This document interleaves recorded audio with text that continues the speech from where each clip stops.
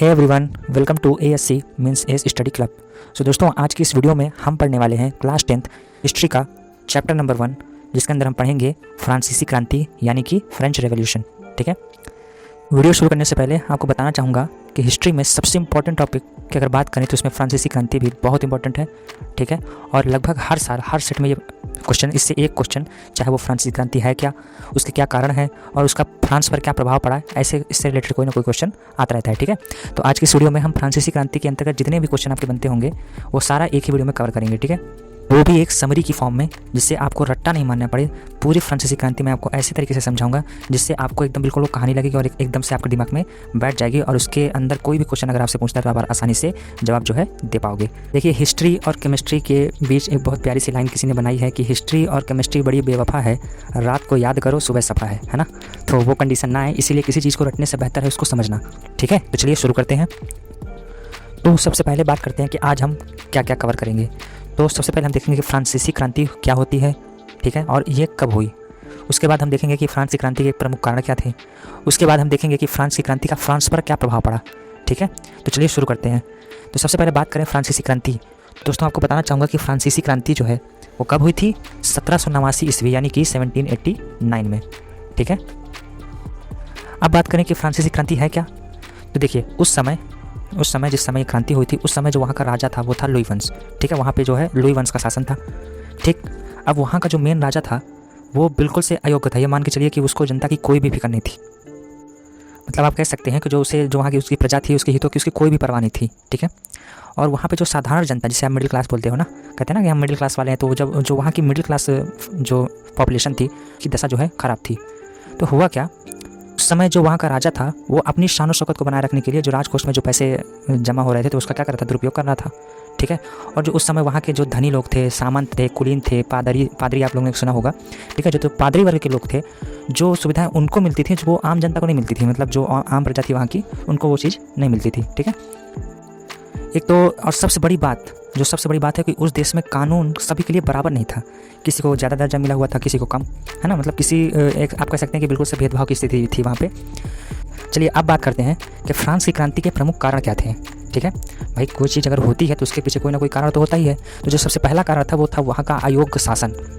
आपको बता दें कि जिस समय फ्रांस में क्रांति हुई थी, मैंने आपको बताया कि जिस समय वहाँ क्रांति हुई उस समय वहाँ पर किसका शासन था, लुई वंश का। ठीक है, लुई 16वां आप कह सकते हैं, वहाँ लुई 16वां जो है वहाँ पे शासन कर रहा था। मतलब उसको कैसे शासन किया जाता है उसको बिल्कुल ही पता नहीं था। ठीक है, और जनता का हित हो या ना हो उससे कोई मतलब नहीं था, वो खाली अपना देखता था बस।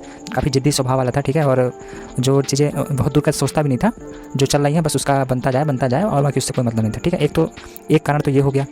दूसरा कारण है वहाँ का मध्यम वर्ग। ठीक है, यानी कि जो मिडिल क्लास का जो पब्लिक है वहाँ की, तो उन पर क्या प्रभाव पड़ा।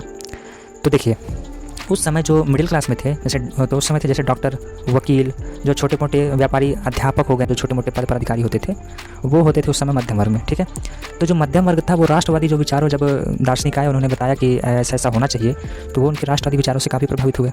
ठीक है, और इतने प्रभावित हो गए कि उन्होंने मतलब विद्रोह कर दिया कि बस अब बहुत हो गया, हम आपका पूरा समर्थन करते हैं, आप आगे बढ़िए, हम आपकी क्रांति में आपका साथ देंगे। ठीक है, तो इसीलिए कहते हैं कि अगर फ्रांस की क्रांति में किसका अगर सबसे ज़्यादा योगदान है तो वो है मध्यम वर्ग का, क्योंकि सबसे ज़्यादा जो कंडीशन ख़राब थी वो उन्हीं की थी, है ना।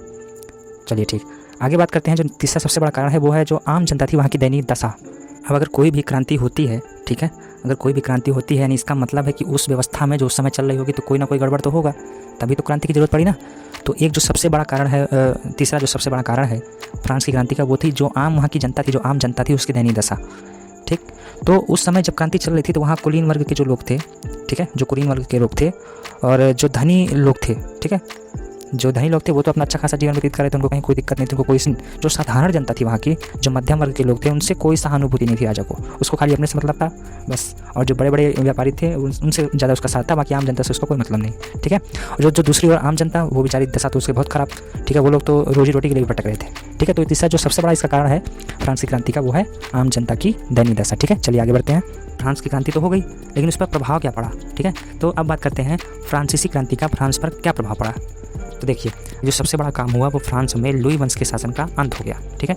और पूरे फ्रांस में लोकतंत्री शासन का आरंभ हुआ, राजतंत्र से लोकतंत्र। देखिए राजतंत्र का मतलब होता है जो केवल राज करता है, उससे दुनिया से मतलब नहीं है। और लोकतंत्र का मतलब होता है जो लोग पूरे लोकतंत्र को सोचता है, जो पूरी एक जगह में, अगर एकदम आसान भाषा में कहूँ, जो सभी के बारे में सोचता है वो है लोकतंत्र, जो केवल अपने बारे में सोचे वो है राजतंत्र। जैसे ये क्रांति हुई तो फ्रांस में काफ़ी अच्छे कल्याणकारी काम हुए। एक तो सड़कें वहाँ पे बनाई गई, पुल बनाए गए, नहर बनाया गया, चिकित्सालय बनाए गए, स्कूलों का निर्माण कराया गया, ठीक है। तीसरा जो सबसे बड़ा प्रभाव पड़ा तो फ्रांस में स्वतंत्रता, समानता और भाईचारे और न्याय, ठीक है, जो भाईचारा था, न्याय था, पर आधारित समाज कि जो समाज हो वो आपस में स्वतंत्र हो, समानता हो, भाईचारे की भावना हो, ऐसे समाज की जो है स्थापना हुई, ठीक। नेक्स्ट अगर बात करें तो न्याय व्यवस्था में आवश्यक परिवर्तन किए गए, यानी कि आप समझ सकते हैं जो वहाँ की न्याय व्यवस्था थी, जहाँ पे जनता के साथ अन्याय ना हो, इसके लिए काम हुआ, ठीक। जो वहाँ की आम भाषा जिसको आप कहते हैं फ्रेंच भाषा, तो फ्रेंच भाषा को राष्ट्रभाषा और तिरंगे को वहाँ का ध्वज घोषित कर दिया गया। ये देखिए बहुत बड़ी बात है कि फ्रेंच भाषा को वहाँ की जो है राष्ट्रभाषा घोषित कर दी गई और तिरंगे को वहाँ का ध्वज घोषित कर दिया, ठीक है। सो आई होप अब आपको फ्रांसीसी क्रांति के बारे में सब कुछ एकदम क्लियर से, एकदम आसान भाषा में समझ में आ गया होगा। सो अगर आज की वीडियो आपको पसंद आई हो तो वीडियो को लाइक करके, चैनल को सब्सक्राइब करके बेल आइकन को ऑल पर से जरूर से सेट कर देना, क्योंकि ऐसे ही बहुत सी इंपॉर्टेंट और मज़ेदार वीडियो हम लेकर आने वाले हैं, ठीक है। तो चलिए मिलते हैं नेक्स्ट वीडियो में, तब तक के लिए जय हिंद।